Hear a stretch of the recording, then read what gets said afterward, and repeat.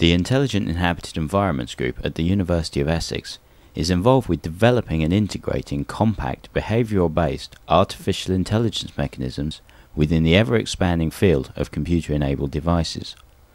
This work started in the area of mobile robotics, and the group have developed both expertise in software and hardware solutions in this domain.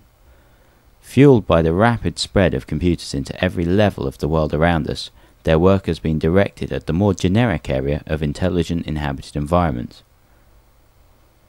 In terms of computer science, they are interested in compact embedded agents and multi-agent systems, both fixed and mobile, and in the research issues connected with the development of hardware and software solutions to the problems of a totally wired environment. Why do we need intelligence if we're going to be able to realise the pervasive and ubiquitous vision?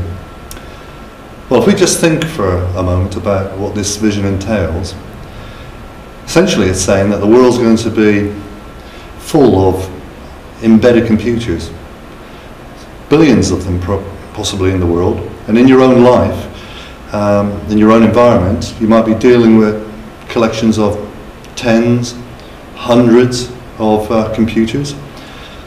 Now, for a layperson, of course, this is a considerable problem. So if they're presented with a bundle of computers and told that somehow they can connect these computers together and make them do some useful job for them in their life, then how on earth are they going to do this? The group believes intelligence is the answer to this problem. They also believe that the intelligence should never be able to directly overrule or ignore the user. This intelligence usually takes the form of an agent. To test this, they've constructed the iDorm. The iDorm is an experimental framework based around a standard student bedroom. A student bedroom was chosen because it contains a variety of everyday activities such as sleeping, relaxation and work. The iDorm is sensor and actuator rich and is based around a heterogeneous networking environment. The iDorm has a rich set of user interfaces, including the tangible switches and buttons in the room, a VRML model, and a WAP interface for a mobile phone. The agent works by looking at the user's actions and generating rules based on those actions. The rules are made up of obviously a left-hand side and a right-hand side.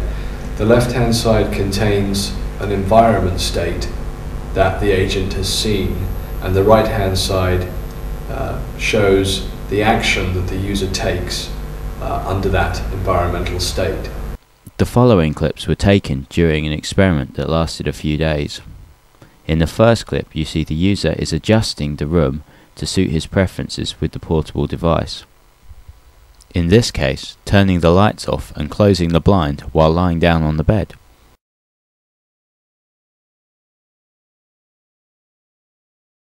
You can see in the second clip, the agent, having learnt the user's preferences from a previous example, can now adjust the room to suit the particular user.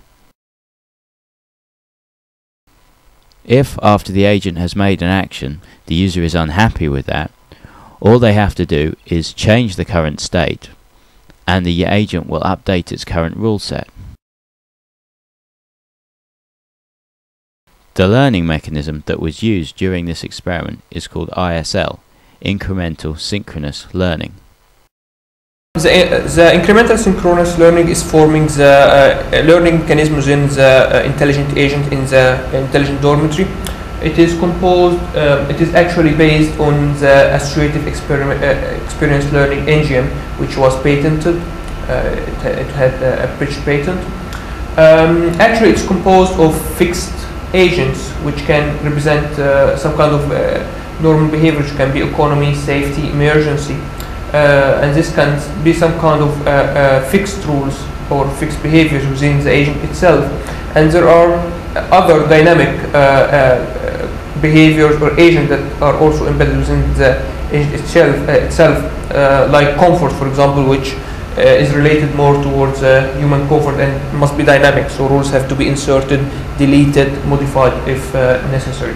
Each one of this kind of behaviors or or agents is having is based on a fuzzy logic controller, which have two parameters that can be modified, which are the membership function or the behavior rules. And also at the higher levels, the coordinator, there is a coordinator that coordinates different kind of behaviors within the agent in order to give a unique output. The coordinator also can learn the different kind of coordination policies within the agent itself. The heart of the learning mechanism, which we call here, is called the experience bank. The experience bank is having rules that were acquired from monitoring human beings over the time. What happens that there is two modes actually in the incremental synchronous learning mechanism. One is called the monitoring mode, where the human is first when he first enters the intelligent dormitory is monitored for a while, and then certain rules are learned about him, and they are then compared with other rules that were stored in the experience bank relative to other human beings. And then the incremental synchronous learning fires the closest rule base from the experience bank to the human behavior.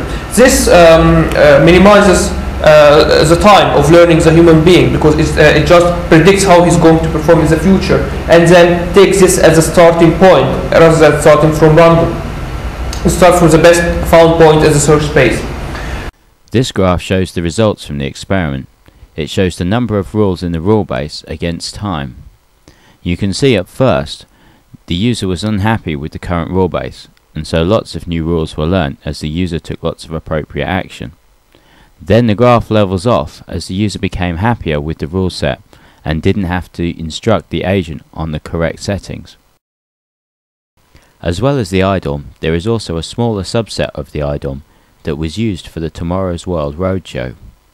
Okay, I'm going to go through now into the bedroom, and this bedroom is very intelligent because it basically learns about the behaviour of the person who lives in here.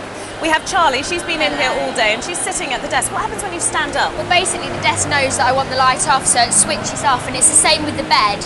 I sit on the edge of my bed to read a book and my light will switch on so I can see, and when I get into bed at night to sleep, it knows that I want the light off and the blinds shutting, so it does it all for me. That's lovely. Goodness me, you won't have to touch any of the controls in your room.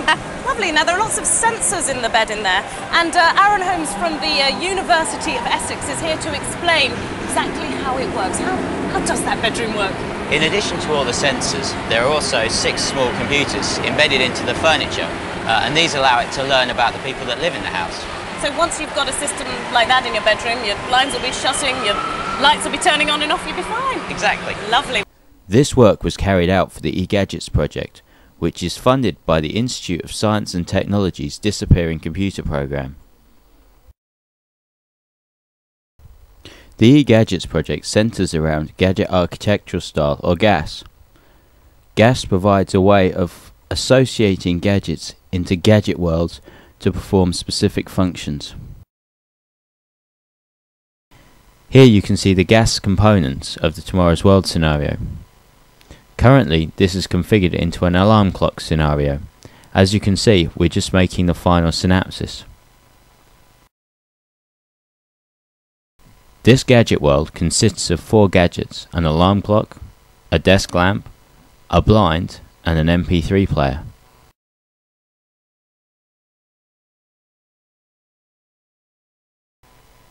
Then, when the alarm clock time is set, the gadget world is configured to turn the music on, turn the light on, and open the blinds. The future sees the iDorm being developed into the iFlat, a dedicated living space with a full network infrastructure to support this kind of environment.